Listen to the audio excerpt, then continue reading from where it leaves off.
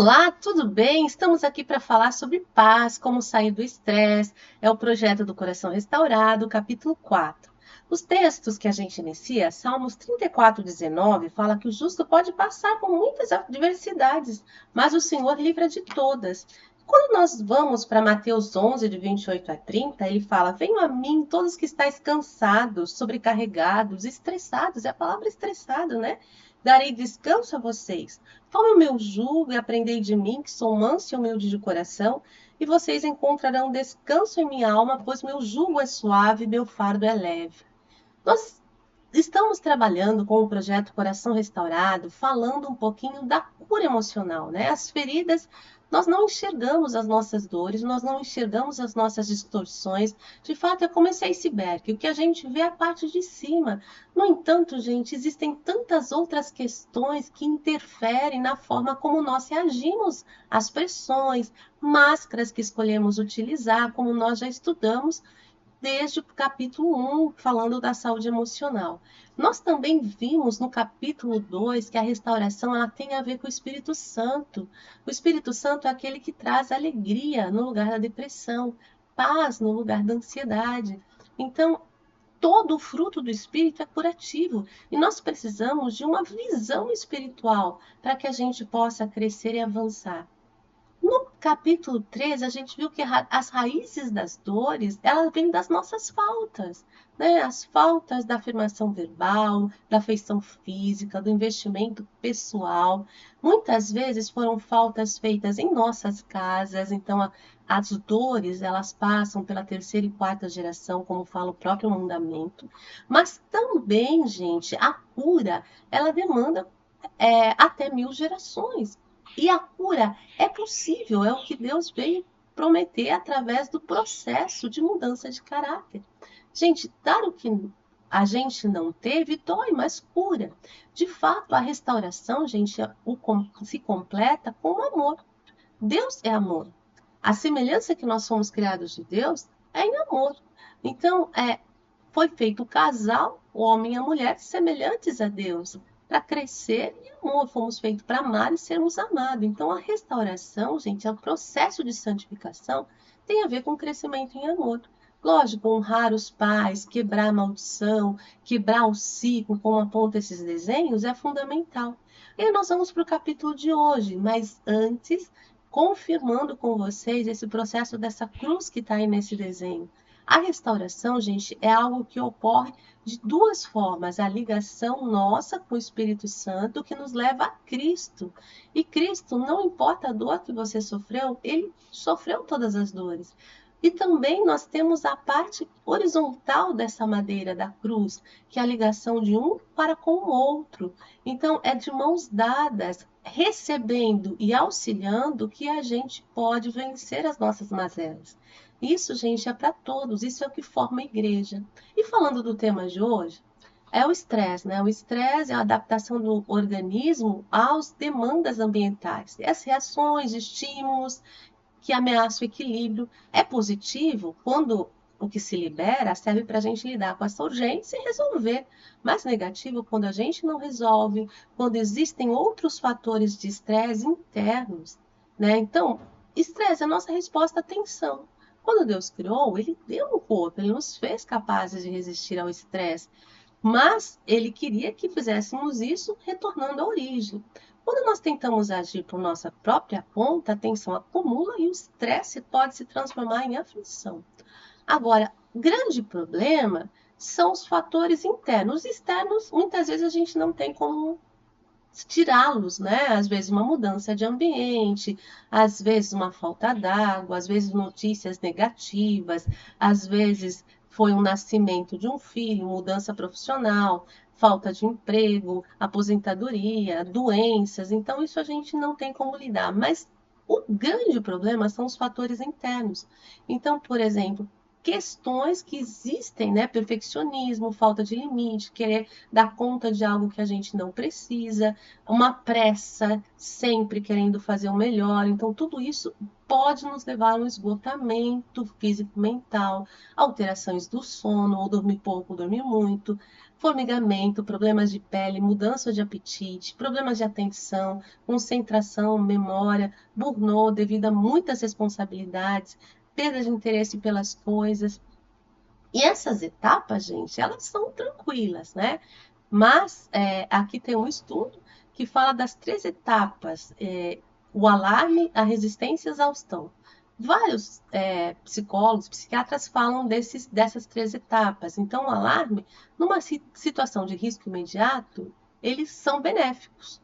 Agora, passou para as próximas fases, pode ter problema. Resistência ocorre quando resistimos ao estresse, mas não conseguimos manter a energia. A gente até faz as coisas, mas os fatores estressores permanecem no ambiente. A gente acaba atacando, acaba vivendo numa vida muito complicada por conta do estresse. E esgotamento, a exaustão, quando passamos por uma queda emocional. Se não conseguimos alívio, ele vai afetar os nossos órgãos e vai apressar a morte mesmo, gente.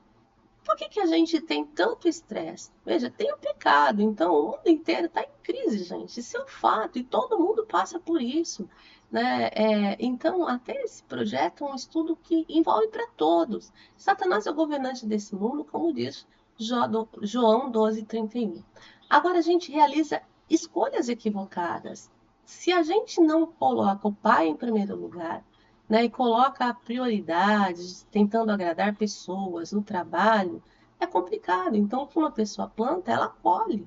Né? Então, lutamos por domínio. Isso é um desastre, né? Porque a gente quer estar acima dos outros. Então, quando as pessoas tiverem poder para oprimir e ferir, será assim, como diz a palavra de Deus. No entanto, este domínio também afeta e estressa tanto quem executa quanto quem é dominado. E aí ocorrem imprevistos, não tem jeito. Cedo ou tarde, o estresse vai atingir a todos. Agora, gente, aí vem um problema sério. Por o estresse, gente, se eu não tenho uma visão correta do reino de Deus, se eu não entendo a minha origem, a minha dependência, e grande parte dos problemas, não são vários psiquiatras cristãos, eles vão definir a ausência, a falta de conhecer quem é Deus, do poder amorável dele, muitas vezes a revolta que se fez, ela acaba nos estressando muito, porque a gente não conhece o colo de Deus. Muitas vezes, sem conhecer Deus, a gente isola dele e das pessoas, né? Do corpo, da comunidade, que é o que Deus planejou para nos ajudar. Ou fugimos dos problemas sem enfrentar. Não, não, vai resolver amanhã, eu não vou falar nada com ele, amanhã vai ficar tudo bem, eu não vou confrontar. E aí as coisas estão piorando. E os maus hábitos? Piora o estresse. Né? Falta de alimentação, falta de exercício, se a prioridade está equivocada, né? Então, primeira prioridade tem que ser Deus, a família, depois o trabalho e a comunidade. As nossas expectativas, né? Nós somos muito frustrados porque às vezes a gente tem uma expectativa muito alta com o outro e às vezes conosco mesmo. Outra coisa que está piorando o quadro de estresse, a gente está num tempo de excesso de informação e a gente, muitos se culpam de ter um momento de descanso, gente.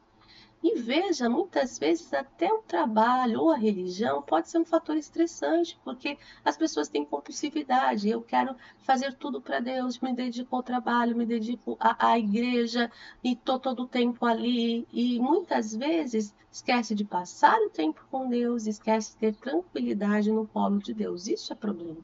Então, quando é compulsivo, né? O ativismo, se eu tenho carga horária de mais de 60 horas, sempre o que eu falo é sobre o trabalho, não consegue dizer não, não consegue descansar sem culpar. O religioso, gente, é um desastre, né? Porque o zelo dele muitas vezes impede dele estar com a família, cônjuge, filhos, são deixados de lado. E o resultado é feridas, rebelião, amargura e afastamento de Deus dos que estão mais próximos. Mas, gente, o estresse também pode ser uma coisa boa, nos ajudar a crescer. Né? Porque, às vezes, quando vem a aflição, quando vem o sofrimento, é onde Deus diz onde a gente errou, como diz Jó 36:15. E mostra como que o orgulho causou a tribulação. Essa é da Bíblia na linguagem de hoje. Vocês veem, eu depurei vocês. Né? Eu testei. com fogo, né? A gente vê até para Laodiceia que a gente precisa do ouro provado pelo fogo, a depuração, e testei como prata na fornalha da aflição. Então, a gente tem que entender, isso é importante, que a aflição às vezes faz parte do nosso crescimento. Gente, isso é um salto para a gente passar por esses momentos com maior tranquilidade. Aprendendo a estar contente, então olha como Paulo ensina. E ele passou por muitas aflições, gente. Ele realmente foi alguém que conduziu muitos a momentos difíceis, mas ele passou por muitas aflições. Mas eu aprendi a estar contente a despeito das circunstâncias, satisfeito com muito e com pouco. E o contentamento nos faz submeter livremente aos cuidados paternos e se deleitar em seus cuidados. E é curativo, gente, no tempo de aflição. Para a gente superar os estresses, o livro traz ali algumas sugestões, né? Administrar os estressores, pensem em alternativas para vencer a confiança em Deus, aumente a resistência, né? Uma vida equilibrada, fazer exercícios. Gente, eu preciso ter tempo, aí a gente muitas vezes tem uma agenda muito lotada e tira o exercício, mas eu preciso tomar água, dormir corretamente, ter refeições adequadas, ter clarezas de propósito, né, para sua fé ser fortalecida, recebida com fé, aprovação é bênção. Mude a forma de enfrentar. Expresse, gente. A gente precisa aprender a expressar os nossos sentimentos, expressar aquilo que nos está estressando. Às vezes, a gente arrebenta com aquelas pessoas que estão próximas pelo estresse. Então, se você não está bem, você fala, ô minha linda, ô meu amigo, ô meu marido, ô meu companheiro, por favor, eu não estou bem hoje, mas vamos fazer o seguinte, depois a gente conversa, deixa só eu lidar melhor com isso, eu não quero te machucar. Então, a gente precisa não machucar as pessoas que nos estão mais próximas. E lógico que as crenças limitantes, a baixa estima, a questão do desvalor, gente, ele vai ser complicado por estresse. Então, é preciso trabalhar essa alternativa de vencer os medos que a gente falou na semana passada. Isso precisa de uma visão renovada da nossa identidade. E aí, meu pai, muitas vezes, sua mãe, não pode mais voltar e dizer o quanto você tem valor, né? Mas o Espírito Santo pode, Deus pode, então eu tenho que entender no colo do Senhor e receber aquilo que me falta de Deus, do Espírito Santo, né? E também, às vezes, das pessoas. Então, o crescimento, ele se dá através de desequilíbrios. Então, essas mudanças à nossa volta, elas vão exigir novas assimilações, novas acomodações, levando ao aprendizado de novos padrões, gente. E isso funciona tanto para as questões emocionais como intelectuais, pesquisas que a gente vem desenvolvendo há bastante tempo nas tomadas de consciência das linhas piagetianas e funciona. O Papai do Céu fala, não se amolde, transforme pela renovação das nossas mentes.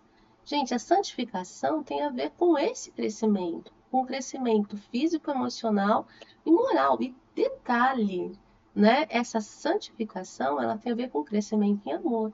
Então, Jesus nos diz, olha, tá cansado? Eu vou aliviar. Toma o meu jugo. Aprendei de mim com humildade e mansidão e vão achar descanso. Gente, é tempo do jubileu. Olha, é muito interessante que as festas do passado, esse jubileu, era uma festa, né, onde existiam o ano sabático, né? O jubileu era o 749 desse ano. Mas os anos sabáticos eram tempos deles não plantarem, viver do que plantou. E o jubileu, ele era a festa onde era devolvido até aquilo que eles tinham. Então, gente, eles não estavam preocupados em investir, comer, o pai cuidava dos detalhes. Nós precisamos aprender a viver dependentes do Espírito Santo.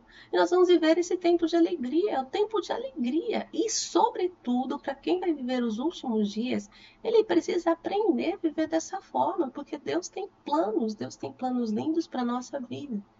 Gente, a paz que Deus quer dar é a quietude da nossa interioridade, como diz o livro, um estado de espírito, uma dádiva preciosa de Deus, com quem anda com Ele. Paz não significa que tudo à sua volta vai ser calmo, mas é a certeza que estamos cuidando de Deus, mesmo na tempestade. Gente, não dá para falar, não vai ter guerra, não vai ter dias difíceis, mas o melhor lugar que uma criança, que um bebê pode estar no meio de uma guerra é no colo da mãe. E o melhor lugar para a gente estar é no colo de Deus. Então, paz nos liberta para viver o presente a cada dia. Isso, gente, é profundo. A gente vai daqui a pouco para as nossas rodas, para nossa roda de conversa. Então a gente precisa aprender a fazer silêncio a respeito de quem fala. Muitas vezes fomos silenciados. Falar sempre na primeira pessoa. É importante contarmos da nossa história. Ouvir sem julgar. Ninguém pode sentir a vontade do outro julgando. Então acolha as pessoas. Não dê conselhos, faça perguntas, né? A gente está aberto para questões que nos levem à reflexão. E a gente não está aqui para fazer um sermão, também não somos especialistas. A gente está aqui para um ajudar o outro. E o inimigo nos aprisiona em polos opostos. Então, quando a gente nos ajuda, um vai fazer a diferença. No grupo de apoio, gente, o que você vê aqui?